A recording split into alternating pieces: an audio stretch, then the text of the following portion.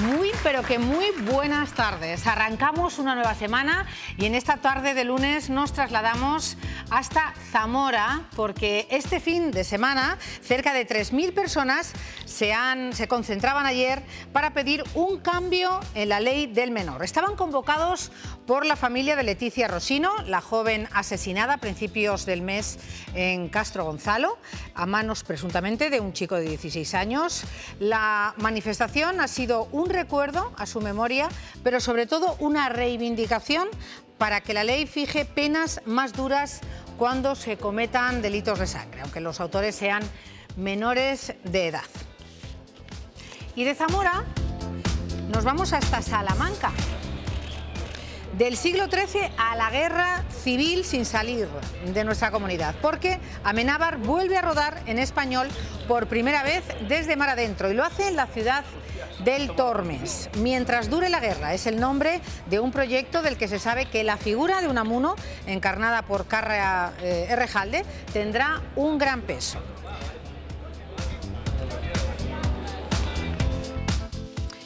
Su nombre es Galleta, es un setter inglés de 3 añitos, es muy juguetona y muy, pero que muy cariñosa. La encanta saltar, correr y bañarse en el río. El agua es su debilidad. Hoy será, sin duda, invitada especial de nuestro programa. Comenzamos, sumario.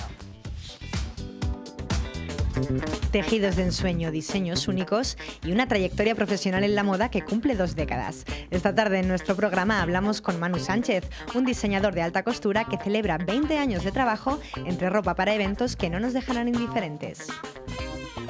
Los animales con los que vivimos forman parte de nuestra vida y es nuestra responsabilidad que estén en buenas condiciones.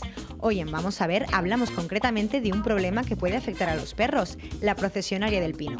¿Cómo podemos cuidar a nuestros amigos perrunos para que no sufran? Con nuestro experto veterinario salimos de dudas. Cada vez son más las disciplinas deportivas que podemos practicar. Hoy concretamente hablamos del parkour, que consiste en desplazarse por la ciudad utilizando el mobiliario para ejercitarse. Para conseguir hacerlo correctamente, lo aprendemos esta tarde.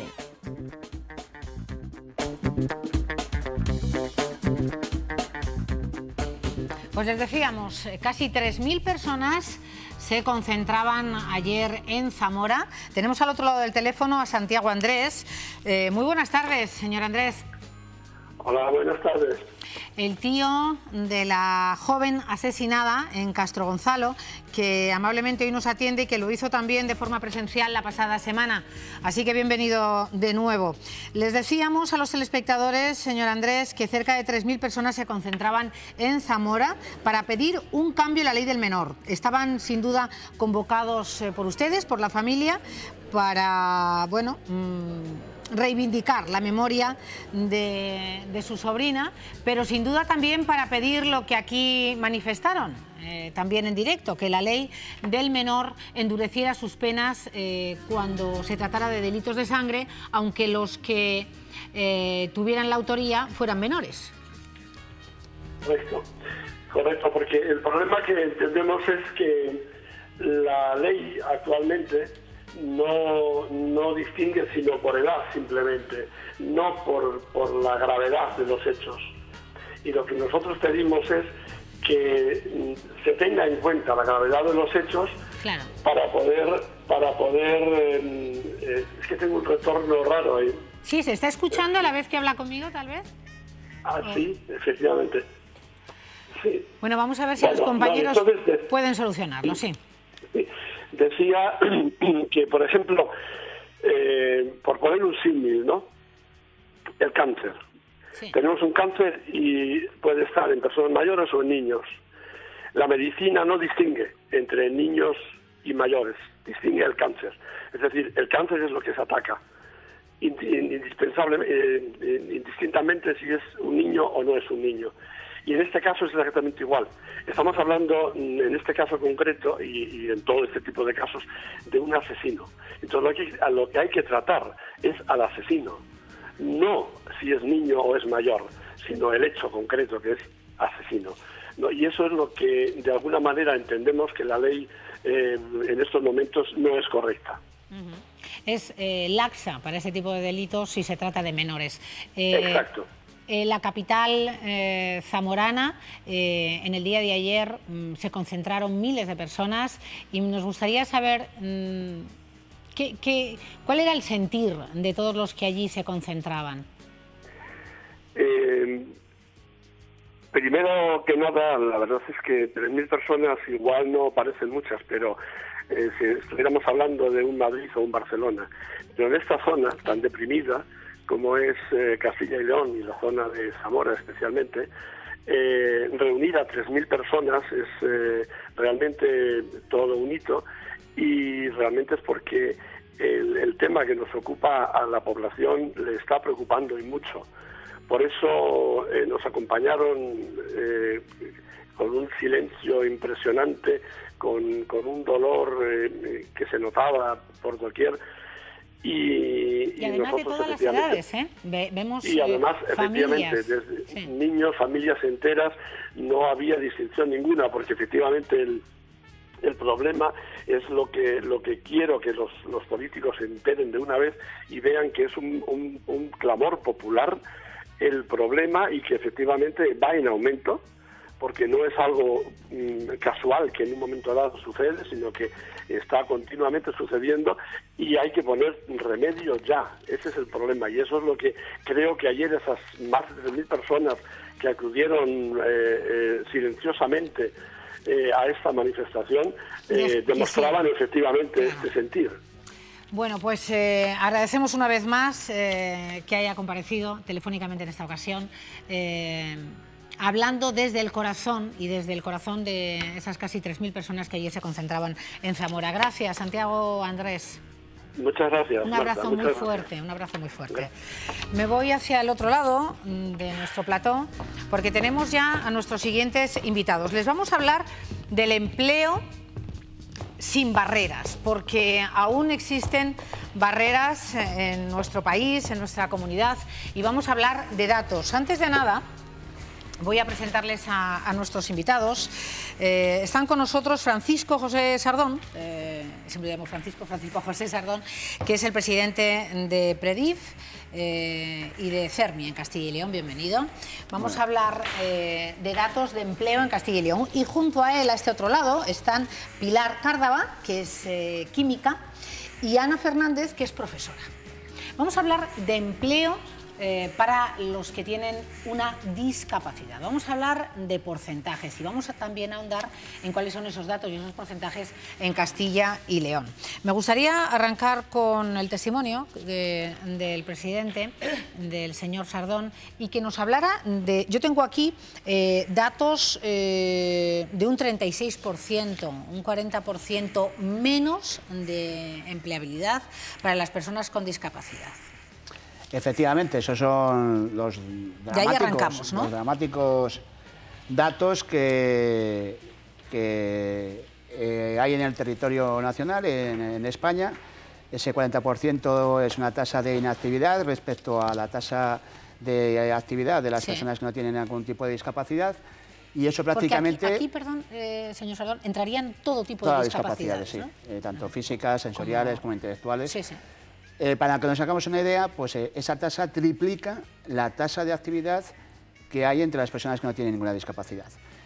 Si a nivel global estuviéramos hablando de que en España un 40% de la población no tiene un puesto de trabajo, pues estaríamos hablando de una regulación popular, ¿no? Porque serían unos datos insostenibles.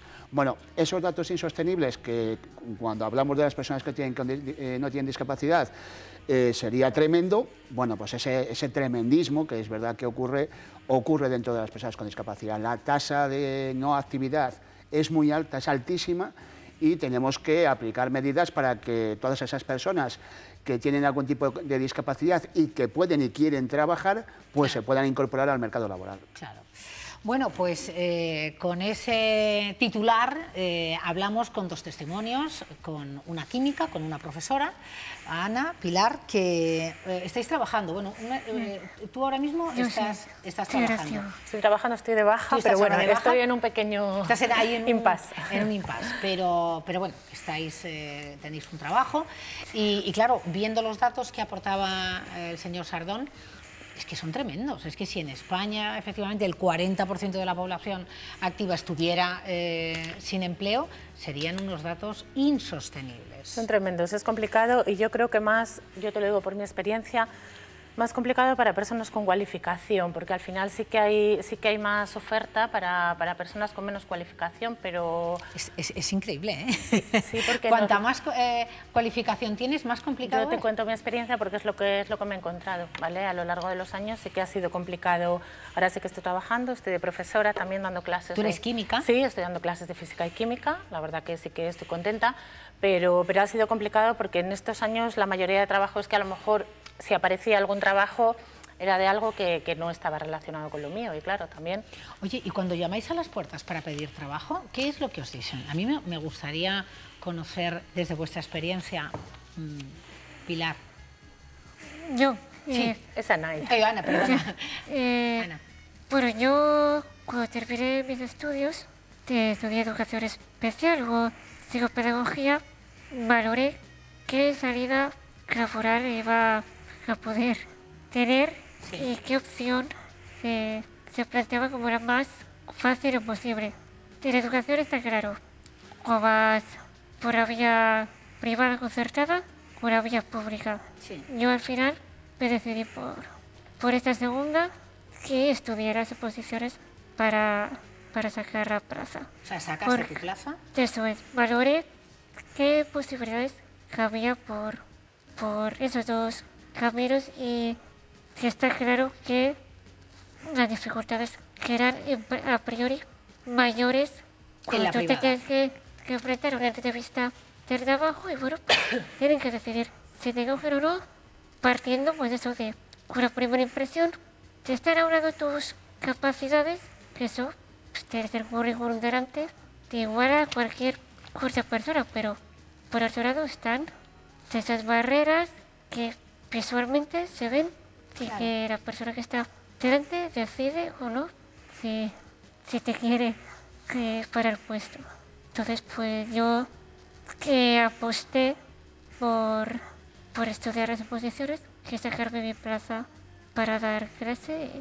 Luego hablaremos del ámbito también contigo, Francisco, el ámbito privado, el ámbito público, cómo funciona en Castilla y León. Lo que preguntabas antes, que qué nos decían. Sí, claro. Preguntabas un poquito y la verdad es que no nos dicen nada porque no llaman directamente. O sea, te quiero decir que tú envías currículos, estás apuntado a bolsas de empleo y en la mayoría de los casos ni siquiera te conciertan una entrevista, con lo cual esa es la respuesta. Esa es la respuesta. Esa es la respuesta. No, decía porque, bueno, cada vez yo creo que vamos entendiendo más, ¿no? que el mundo tiene que ser generoso, amplio de miras, ver las discapacidades que todos tenemos, en fin. No es cuestión de generosidad, que es cuestión de justicia. Claro, es de justicia. No hay que regalar nada. El que no tiene una discapacidad tan visual, muchas veces es poco empático, ¿no? Y se abre poco a la diversidad. Se trata de, bueno, valorar justamente tu capacidad para un puesto, igual que haces con cualquier otra persona, no que regalar un trabajo, que mucho menos que te traten como te tienen que tratar. Claro. Exacto. Sí. Yo creo que la persona que tiene una formación, el empresario tiene que contratar a la persona por su formación y porque cuadra con ese puesto de trabajo. No tiene que poner etiquetas ni por edad, ni por género, ni por discapacidad, por nada. Tiene que contratarte por tu capacidad para ese puesto de trabajo.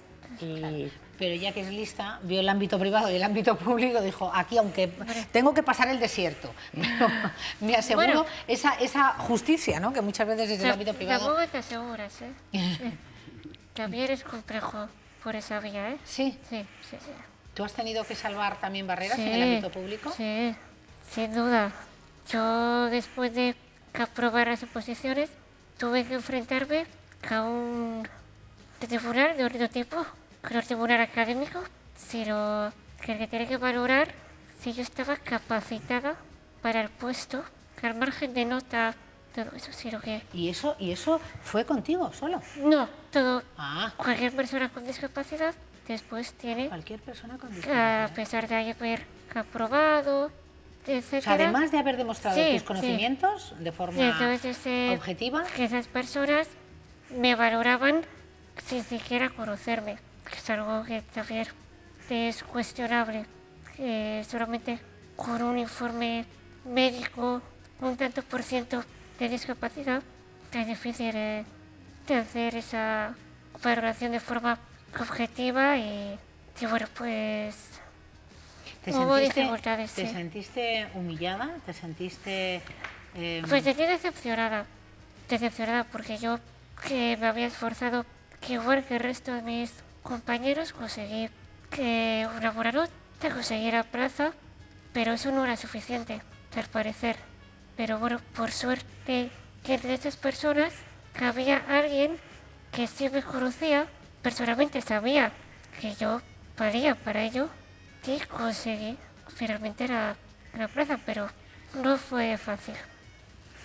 Bueno, cómo me alegra, que nos hayas aclarado, que parece que yo entendía, ¿no? Bueno, o sea, preparar unas oposiciones que es durísimo, pero bueno, luego ya ahí estaba y aún así tuviste que salvar más escollos.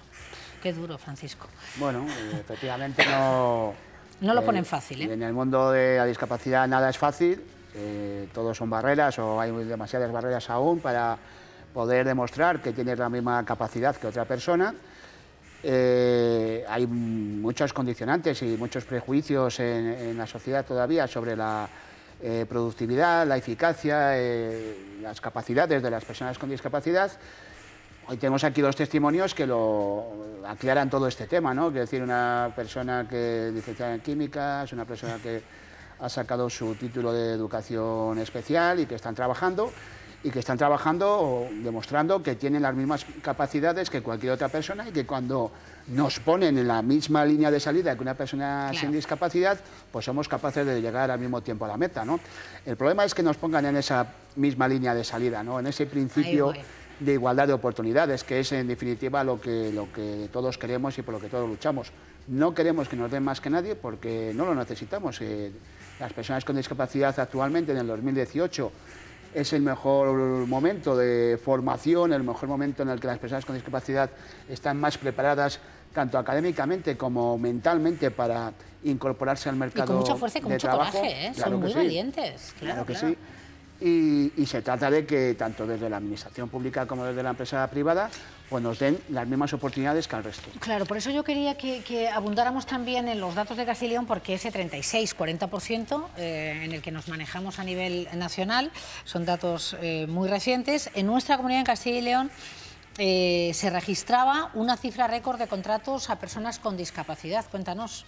¿Aquí hacemos mejor las cosas? ¿Somos más justos que en otras comunidades? ¿Cómo funcionamos? Bueno, en Castilla y León sí es verdad que a propuesta del sector de la discapacidad, en torno a CERMI, PREDIF, se han incorporado unas medidas desde el año 2012, desde el año que se inició la crisis, que han ido dando sus frutos en la actualidad. Medidas como la reserva de contratación para personas con discapacidad dentro de la administración pública, un 10% de reserva para que las personas con discapacidad tengan esas mismas posibilidades que el resto de las personas. Dentro de esa cuota del 10% hay una cuota reservada especial para aquellas personas que tienen difícil empleabilidad dentro de la discapacidad.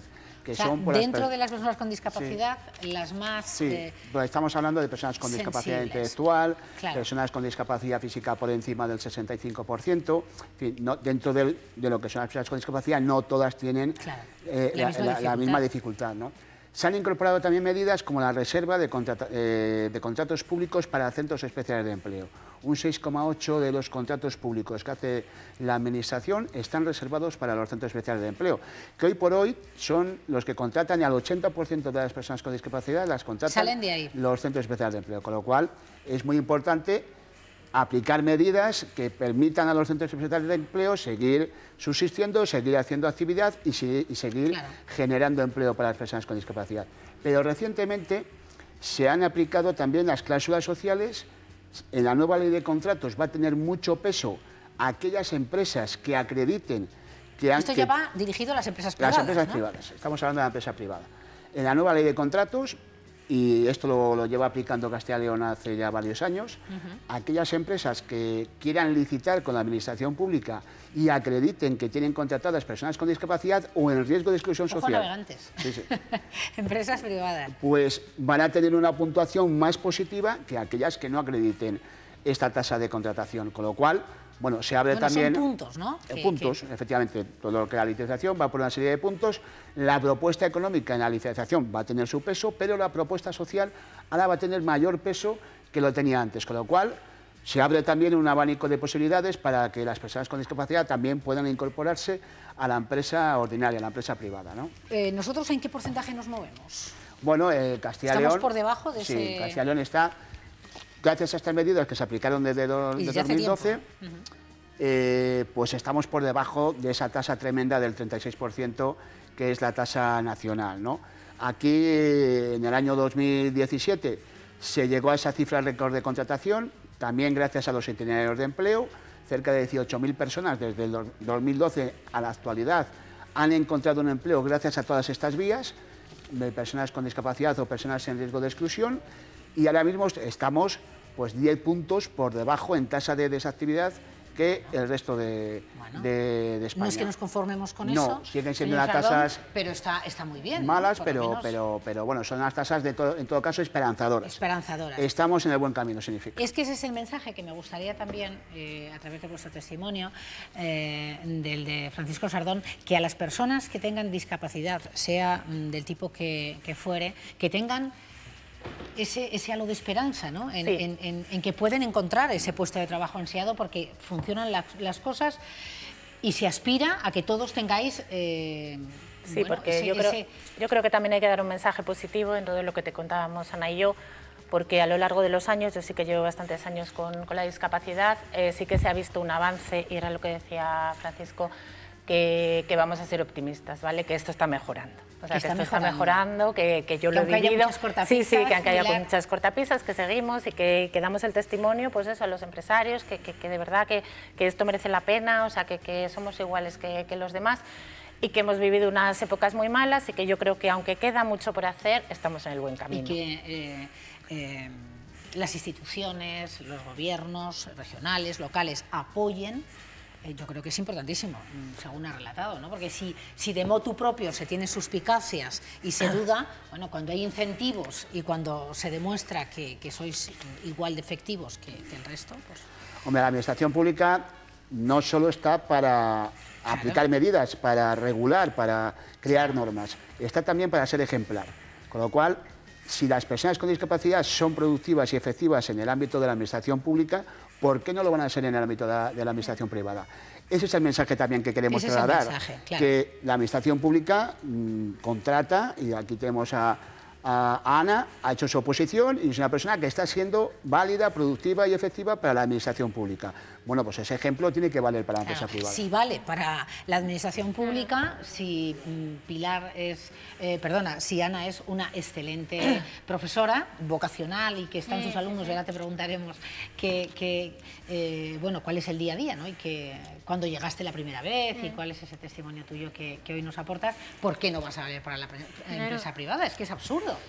Se trata de apostar por la equidad que de verdad, entonces que la sociedad del siglo XXI no cabe otra posibilidad, sería en la sociedad del siglo XXI no cabe otra posibilidad. No, y se está luchando por derechos de muchos colectivos, y este también tiene que ser prioritario para toda la sociedad. Qué bien hablas. Es verdad, habla desde el corazón, desde la experiencia, y a mí me parece un testimonio increíble en esta tarde de hoy para toda la audiencia, para todos los telespectadores, para los alumnos, porque hay que empezar además, y tú también decías que dabas clase, desde qué importante es a los chavales, a los niños. Yo no sé tus alumnos qué edad tienen. Pues yo ahora no estoy con alumnos, pero bueno, llevo unos meses que pertenezco al CRECIL, que es un equipo que está dentro de la Consejería de Educación de Castilla y León. Entonces llevo unos meses huérfana de alumnos. De chavales, ¿no? ¿Pero qué edades han tenido cuando los... Pues toda infantil, primaria, incluso estado en institutos. Pero fijaros en la psiquis de un niño, Francisco, lo importante que es, Pilar, el que vean a su profesora, que es su referente, la autoritas, además, y que vean que es diferente, es que el mundo es diferente. Es una maravilla la reacción de los alumnos. O sea, yo he estado, porque di clase también en la facultad, Y es que los alumnos, ahora son más pequeños, pero da igual, o sea, ellos te ven con una normalidad que da gusto. O sea, tú igual el primer día llegas un poquito de, bueno, ¿qué van a decir? A ver qué me voy a encontrar. A ver qué me voy a encontrar. Y te encuentras con una normalidad que dices, qué gusto, porque al final es lo que queremos. La sorpresa dura un momento, ¿eh? De los niños, yo siempre he dicho en los años que llevo trabajando, no he tenido un problema con ningún alumno, con ninguno. En cuanto a son mí, mucho más personal, puros, más auténticos, y no, no ven encima, lo que el resto. te ven como eres. Como eres, Que ellos lo de fuera se queda eso el primer día. Y luego ya te ven directamente del corazón, entonces eso es lo que vale. Bueno, estoy convencida que desde el corazón nos han visto todos los telespectadores. Hay que muchísimas gracias a ambas, ¿verdad? Que hay que seguir luchando, todos tenemos que seguir luchando. Y bueno, Francisco, como siempre, un placer, porque esta es la sociedad del siglo XXI de la que hablaba Ana. Efectivamente, muchas gracias por cristalizar esta imagen de la diversidad y la discapacidad, que es muy importante que la audiencia lo vea. Es nuestra obligación como medio de comunicación. Bueno, pues gracias. Vamos a hacer una primera pausa en esta tarde de lunes y continuamos con más sorpresas.